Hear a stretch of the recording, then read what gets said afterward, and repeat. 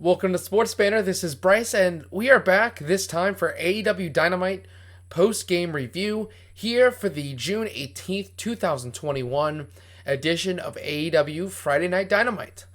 And the show just ended 5 minutes ago, and I think this was one of the best Friday Night Dynamites we've ever had.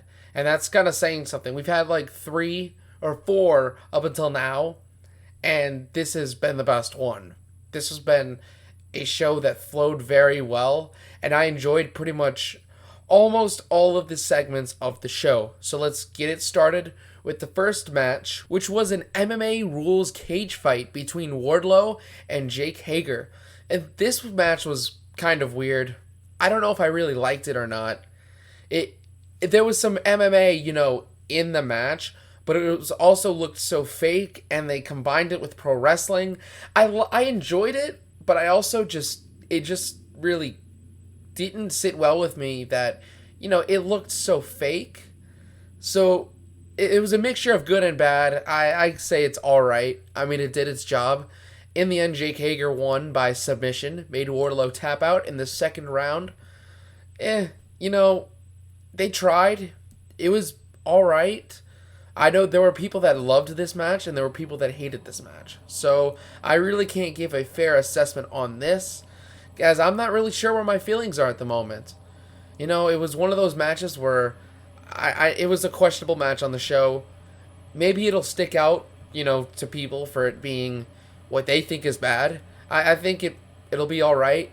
It's whatever, and we'll move on from that. Jake Hager won the match by TKO instead of submission. That is what the official result says. I kind of don't remember that, but whatever. We see then backstage a promo between Frankie Kazarian, Eddie Kingston, and Penta El Cerro. It was a good promo. This was my first time really seeing the Elite Hunter with his fully grown out beard, hearing from the Elite Hunter himself, Frankie Kazarian. I'm really digging his character, and we're going to talk about it later in the show, in the main event, but I really, really do enjoy his character, his feel. It's completely different, and that's what I really love. Frankie Kazarian repackaging himself into something that I think is more relevant for him right now than he was in SCU.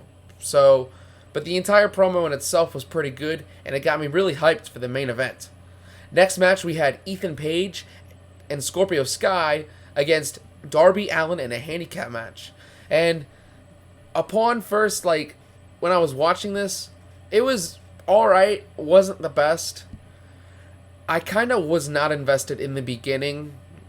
It just seemed a little too slow for me, but the match did start picking up for me. I think around when Darby Allin zip-tied Ethan Page's legs together, but that part really got me worried just because I thought this would be when Scorpio Sky gets hit with the coffin drop and Darby Allin wins. I didn't want Darby Allin to win this match. I think it would have made Ethan Page and Scorpio Sky look stupid, as well as, losing their second tag team match to Darby Allin, and it'd be even more humiliating that Darby Allin is by himself this time.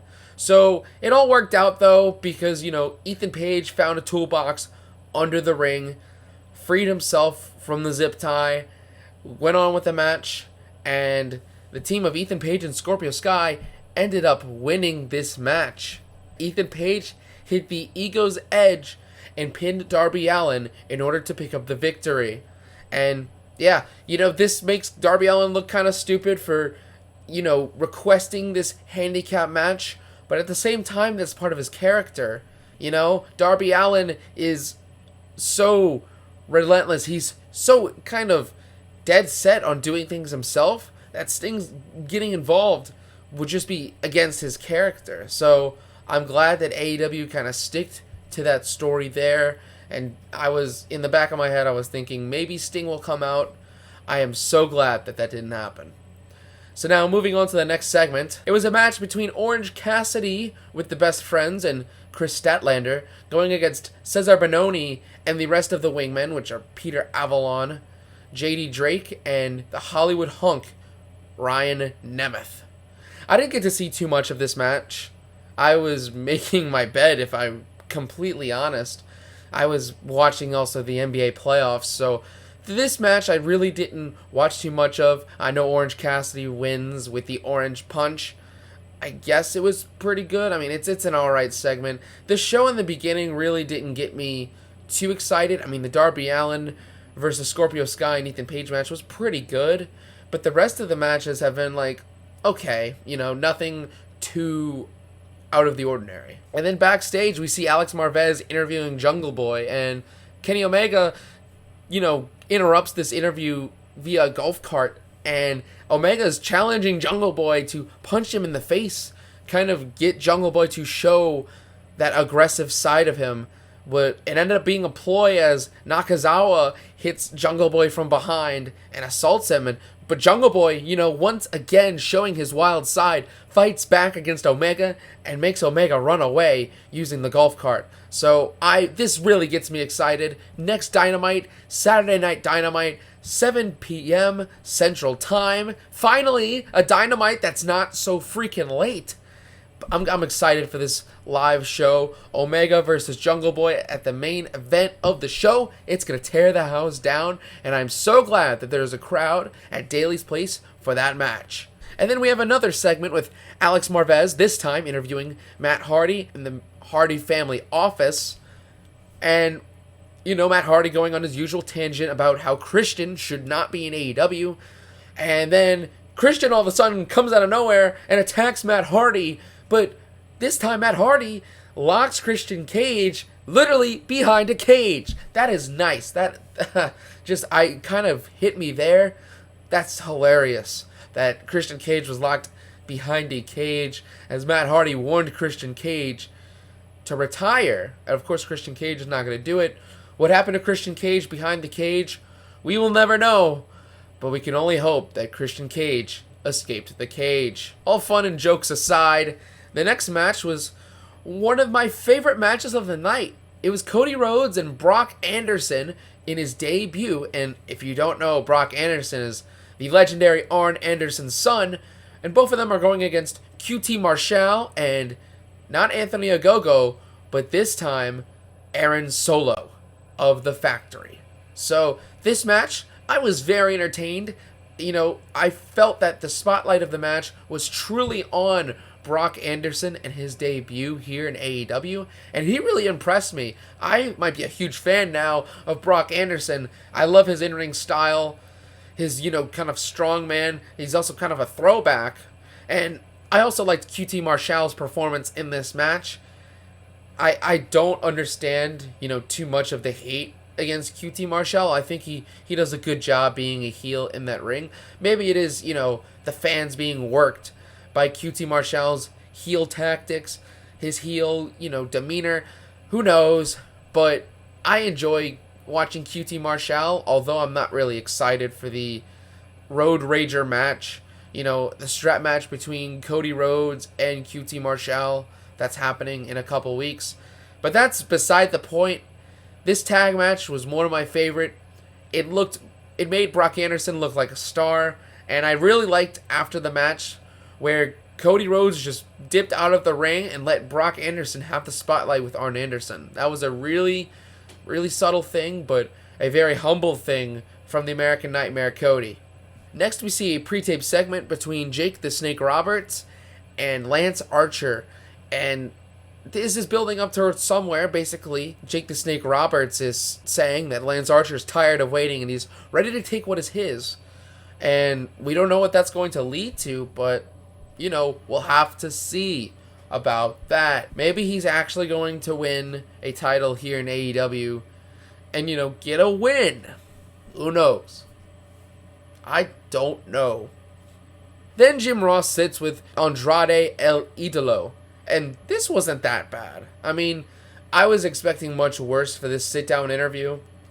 It did a good job of kind of presenting Andrade. I thought Andrade spoke better English than he did. So I was a little shocked that some of this sit-down interview was in Spanish and they had to put the subtitles in this interview. But, that's okay. I feel like that's not the worst thing in the world. Hikaru Shida, she had she went 365 days, over that as champion and still couldn't speak, completely fluent English. I think Andrade, the star power that he has, can get a little bit of a pass for this one. I don't understand the sit-down interview thing with Jim Ross, why we want to put Andrade with a sit-down interview. I understand that maybe he's not a promo guy, and you got to do something with him, but at the same time, I don't know, just don't put him in a sit-down interview. I am intrigued, though, about, he was talking about having a surprise between him and Vicky Guerrero, so we'll have to see where that goes in the coming weeks of AEW Dynamite. Earlier in the night, we had a segment between Team Taz. You had Taz, you had Hook, you had the absolute Ricky Starks, and you also had Powerhouse Hobbs. And so they kind of admitted that there was some sort of dissension, especially between Ricky Starks and Brian Cage. But Taz promised to Hangman Adam Page that he's got Powerhouse Hobbs on the Saturday Night Dynamite, the next AEW Dynamite event. And that's going to be great. That's going to be a really fun match. Hangman Adam Page better win because he beat the Machine Brian Cage at AEW Double or Nothing 2021, which means that he really shouldn't be losing to a quote-unquote weaker opponent in Powerhouse Hobbs. Then we had Alex Marvez interviewing Hangman Adam Page and the Dark Order, and here Hangman Adam Page acknowledged, Team Taz's greatness, how good Team Taz was, and he's also ready for the fight. But then Alex Marvez comments on the AEW Championship match between Kenny Omega and Jungle Boy, and Hangman Adam Page completely dodged the question, put his focus back to the Dark Order and just how great the members of the Dark Order are and their recent achievements / progress. And I think this is a good way of foreshadowing, the inevitable Kenny Omega versus Hangman Adam Page match that will happen. I think it would be for the AEW World Heavyweight Championship, but that remains to be seen. Then we have a match that kind of surprised me. It was Julia Hart, accompanied by the Varsity Blondes, going against Penelope Ford solo. Penelope Ford did a great job in this match. I think Penelope Ford's greatly improved now. She's had that potential, but I think the botches, it kind of killed it for me that Penelope Ford performs at least one botch a night. But in this match, it was pretty good. I really enjoyed it. And Penelope Ford holding on to that submission in the end really stood out to me. Showed some sort of intensity that I don't think she had when she was accompanied to the ring by Kip Sabian, of course now her husband. And then Miro comes out, and the interaction between Miro and Penelope Ford was kind of interesting. Miro being the man who, in kayfabe terms, put Kip Sabian on the shelf. But at the same time, Miro attacks Griff Garrison, and then Brian Pillman tries to break it up, in which Miro beats the crap out of Brian Pillman, and that'll set up a TNT Championship match coming on Wednesday, June 30th's edition of AEW Dynamite. Then backstage, we see Tony Schiavone interviewing the AEW Women's World Champion Britt Baker, accompanied by Rebel, and then Vicky Guerrero interrupts this promo and announces that on June 30th, Britt Baker and Rebel are facing Nyla Rose and Vicky Guerrero. That was a shocking thing to hear. I don't know if I'm looking forward to that. Hopefully, the less Vicky Guerrero in the ring we see, the better. Who knows? Maybe she could surprise us. Probably not, though. But it's going to be an interesting angle.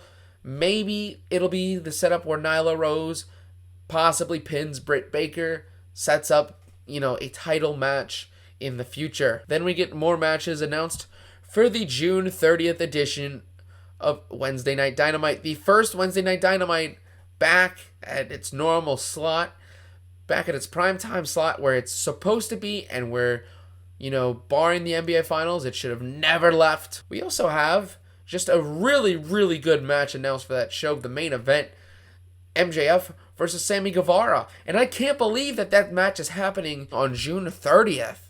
I think you would put it on Fyter Fest Night 1, Fyter Fest Part 2, Fight for the Fallen. I don't know why you put that match on the Wednesday Night Dynamite before we go out of Daly's place. Who knows? Maybe it is the best decision. We'll have to see. I'm still really I know I haven't got a chance to talk about it. I'm a little concerned about these 4 special Dynamites in July. Road Rager, Fyter Fest 1, Fyter Fest 2, Fight for the Fallen. I don't know how you're going to put so many important matches on there to make all of these events seem really important. But it remains to be seen. I mean, that's the thing that I say a lot, but really, there's just things in wrestling you just don't know about. Right before the main event, we see a hype video for FTR versus Santana and Ortiz, and I think that this match could easily main event one of those 4 shows in July on the road. Hopefully they save it for that, because I think that would be... It's going to be a banger of a match. These 2 teams hate each other. They despise each other. They are so similar that they don't even realize how similar they are in their upbringings, in their lifestyle. I think it's going to be a fantastic match. One of the better matches of the year. Fingers crossed that's going to be the result.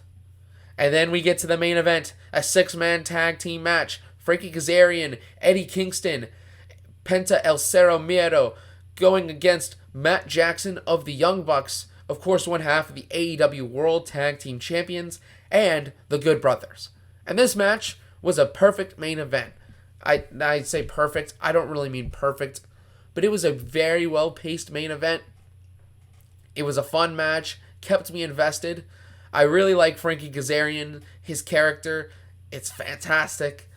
It's a great way, it's a great, change of pace from the SCU Frankie Kazarian, in which I think for SCU-wise, Frankie Kazarian might have been the least interesting member of the faction. Now Frankie Kazarian, the Elite Killer, is really showing that personality that we hadn't seen since maybe his Christian Cage's first match in AEW, which was against Frankie Kazarian. So that was all good. And the Elite ended up winning this match because Nick Jackson ended up showing up at the end of the match. He sprayed Penta in the face with cold spray once again. Maybe this could set up the Young Bucks versus the Lucha Brothers. That Nick Jackson sprayed Penta's face.